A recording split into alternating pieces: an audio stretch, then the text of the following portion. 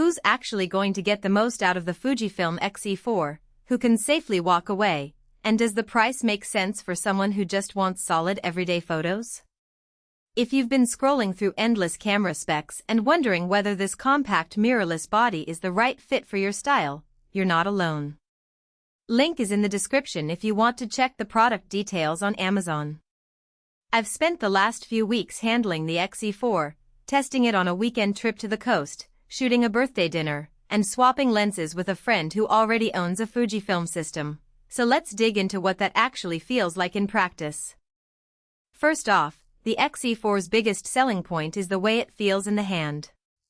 The body is a sleek, all-black slab that drops the heft you'd expect from a traditional DSLR, yet it still offers those classic Fujifilm dials for shutter speed, ISO, and exposure compensation.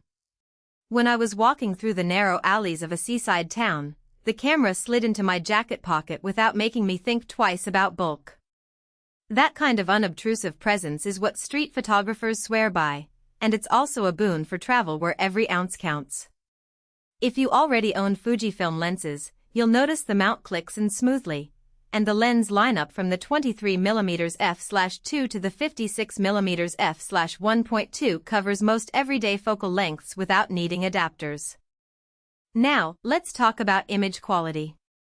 The X-E4 inherits the 26-megapixel X-Trans sensor from its predecessor, and the JPEG output is instantly recognizable, rich colors, deep shadows, and a film-like grain structure that makes post-processing almost optional. I shot a low-light dinner with candles using a 35mm f/2 lens, and the photos came out clean with just a hint of noise in the darkest corners, something I'd normally have to push in Lightroom. For people who want great stills straight out of the camera, that sensor software marriage is a real time saver. On the flip side, the X-E4 isn't a video-first machine. It records 4K at 30 frames per second, which is respectable, but the lack of in-body image stabilization means any handheld walking shots feel a bit shaky unless you're using a stabilized lens or a gimbal. I tried filming a short travel vlog while strolling through a market, and the footage was usable but definitely required a tripod for smoother pans.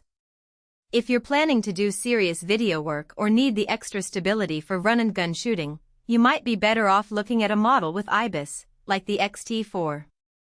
Battery life is another practical point.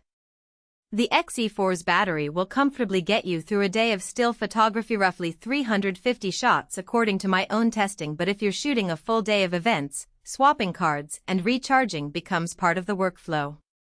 The body only has a single SD slot, which means no backup if one card fails.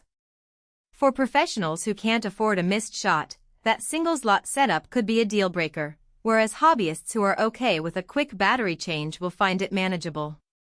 One subtle trade-off that shows up only after you've used the camera for a while is the weather sealing, or rather, the lack of it. The X-E4's body is sealed around the buttons and the mount, but it doesn't have the full rugged protection you get on the higher-end XT series. I took it out for a light drizzle in the mountains, and it performed fine, but a heavy downpour would be risky. If you're a landscape photographer who spends hours in unpredictable weather, you might want to pair the X-E4 with a rain cover or consider a more sealed alternative. So who should buy this camera? If you're an enthusiast who already has a collection of Fujifilm lenses, love the tactile feel of dedicated dials, and prioritize a compact, stylish body for street or travel work, the X-E4 hits the sweet spot. It's also a solid secondary body for someone who already uses a larger Fujifilm system at home. You can pop it in a bag for a weekend shoot and still have full access to your favorite glass. The price point mid-range for mirrorless bodies makes sense when you weigh the sensor performance and the ergonomic design against the missing IBIS and single card slot. Who should skip it? If you're primarily a video creator who needs steady handheld footage, you'll feel the absence of in-body stabilization and limited video features. Likewise, if you work in harsh environments, think rain-soaked wildlife shoots or dusty construction sites, the partial weather sealing could leave you exposed. And for absolute beginners who haven't yet invested in Fuj,